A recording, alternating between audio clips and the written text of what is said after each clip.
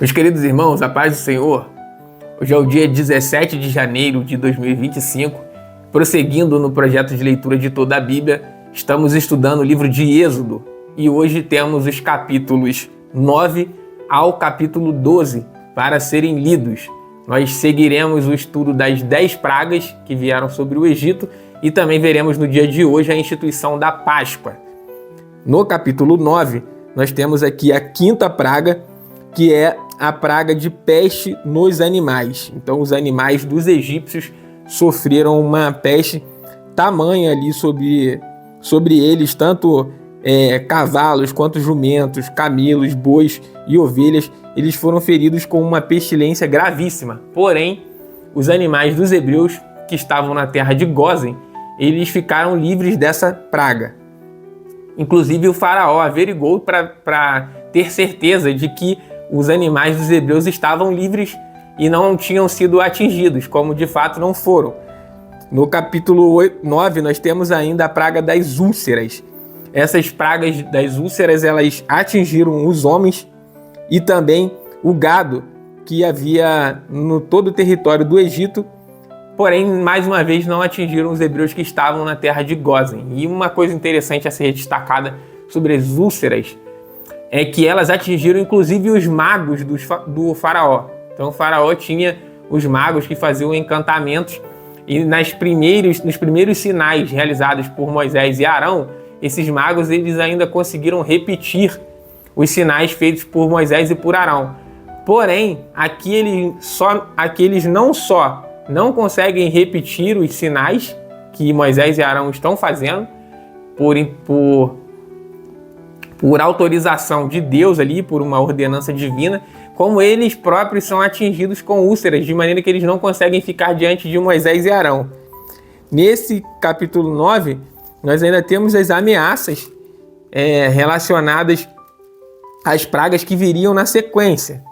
Então, Deus, por intermédio de Moisés, alerta os egípcios de que vai enviar uma outra praga, a sétima praga, que é uma saraiva sobre todo o Egito. E Moisés fala isso perante o faraó, e a Bíblia diz que os servos do faraó que temiam a palavra do Senhor, eles esconderam o seu gado nas casas, em locais abrigados.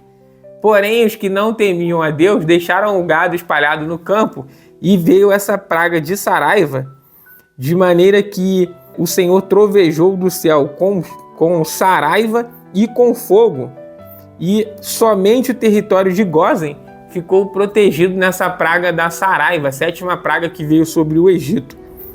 E uma coisa interessante aqui também é o versículo 31, ele diz que o linho e a cevada foram feridos, porque a cevada já estava na espiga e o linho na cana, mas o trigo e o centeio não foram feridos porque estavam cobertos. Isso aqui só abrindo um parêntese específico sobre esse ponto, esses alimentos eles eram plantados, porém a colheita do linho e da cevada acontecia antes da colheita do trigo e do centeio. Então, o trigo e o centeio, aqui eles não foram destruídos nesse momento. Mas a Bíblia registra aqui a destruição do linho e da cevada que já estava na espiga.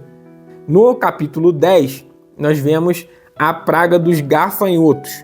Essa praga dos gafanhotos, ela acontece a partir de um vento oriental que traz a praga dos gafanhotos.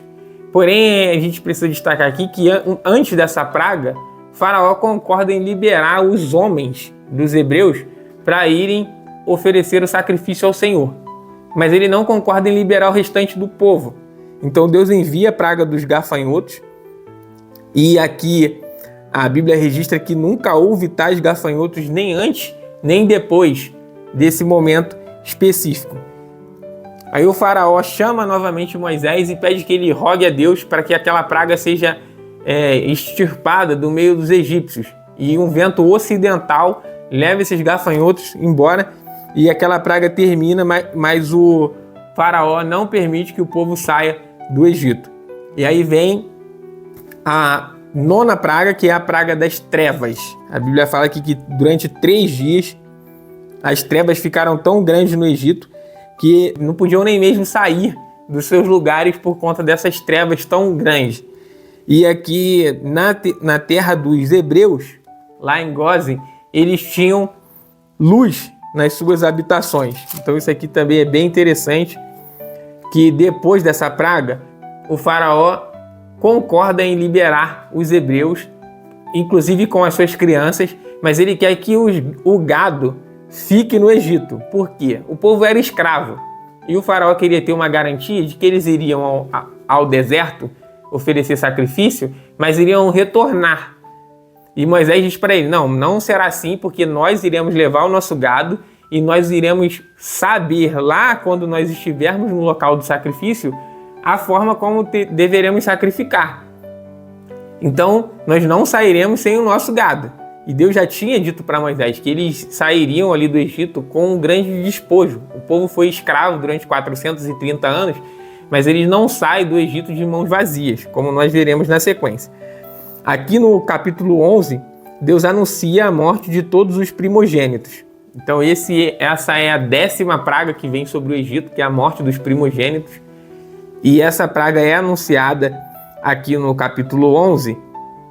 E nós vemos que após essa praga, Faraó irá libertar o povo de Israel. Então Deus anuncia aqui no capítulo 11 que virá essa praga terrível e dá algumas instruções para os hebreus ali, que eles devem pedir aos seus vizinhos vasos de prata, vasos de ouro, vestes.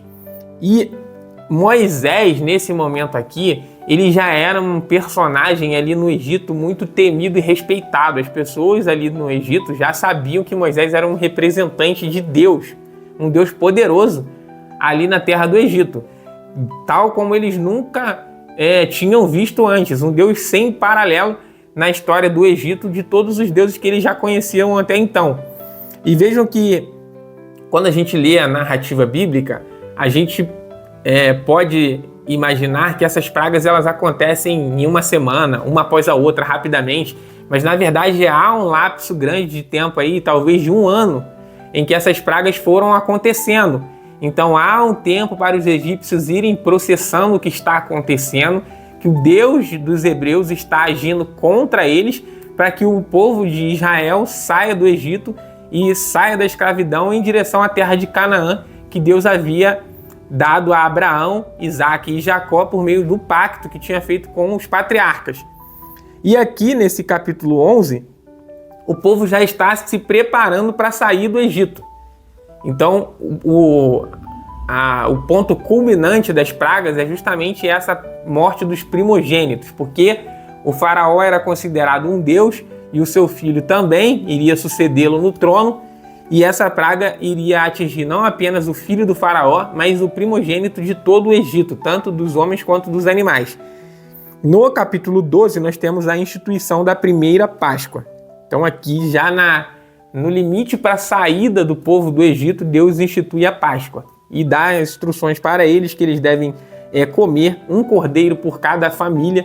Se a família fosse pequena e um cordeiro fosse mais do que o suficiente para aquela família, eles deveriam reunir uma outra família na mesma casa e deveriam comer esse cordeiro, que deveria ser assado, não podia ser cozido.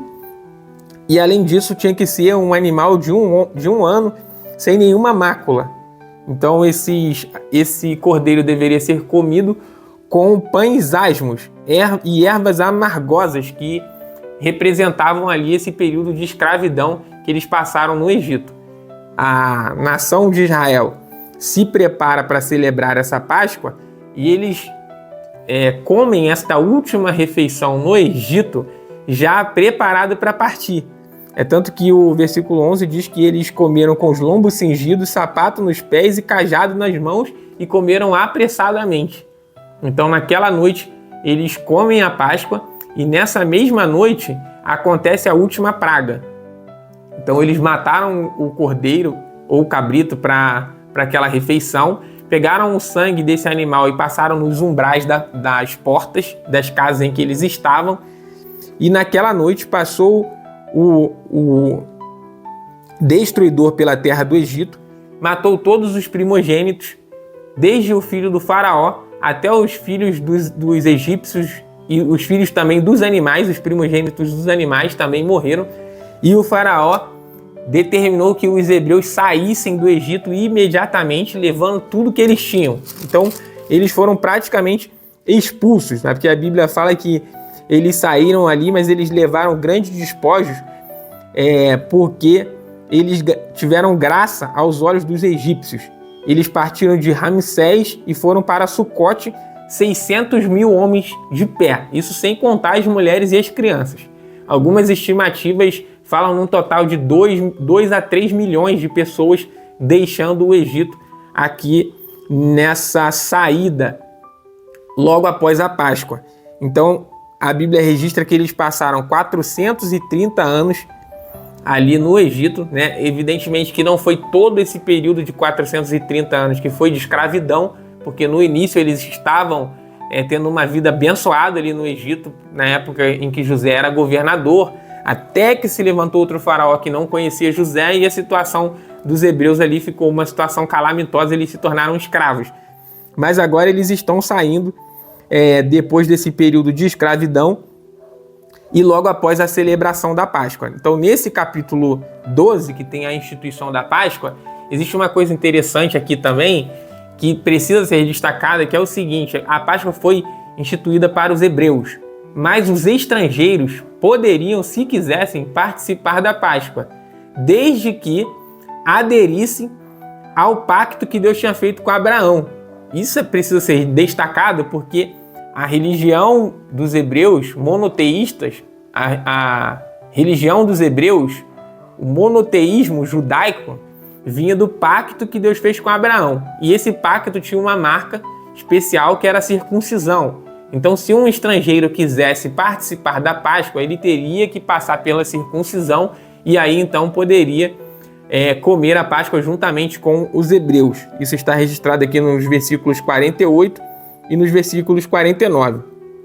Então, assim nós finalizamos o capítulo 12, que é a leitura de hoje, e a partir de amanhã nós veremos o evento principal ali da saída dos hebreus do Egito, que é a travessia do Mar Vermelho. Então vejam que esses eventos estão se desenrolando de maneira que o povo sai do Egito e vai em direção à terra de Canaã. E aqui no capítulo 12 nós temos essa saída dos hebreus ali do Egito. Se você está lendo a Bíblia, acompanhando juntamente conosco a leitura do livro de Êxodo, eu te convido a deixar o seu like, se inscrever no canal, compartilhar o vídeo com outros irmãos que também estejam estudando o livro de Êxodo e vamos juntos amanhã prosseguir na leitura no estudo do capítulo 13. Um forte abraço, fique com Deus e até o próximo vídeo.